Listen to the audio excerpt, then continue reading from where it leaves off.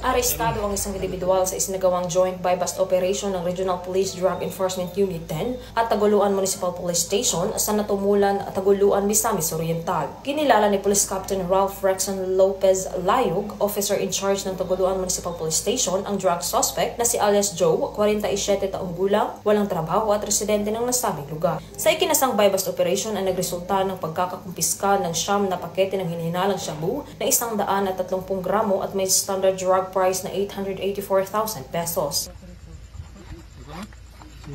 Liyawa. Nakulpa mo kayo ani di ay. Susya, magpis. Sarjenta. Ano siguro ni siya?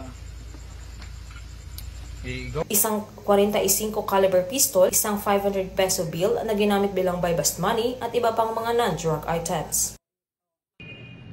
On behalf of Taguluan Municipal Police Station, we would like to inform everyone, especially Taguluanons, na mas paigtingin pa namin ang aming agenda kontra illegal na droga because this is a instruction coming from higher authority, no less than our Chief Philippine National Police and also our Regional Director, Police Regional Office 10, at upang matulungan din natin ang munisipyo ng Taguluan sa kinakaharap nitong problema kontra illegal na droga.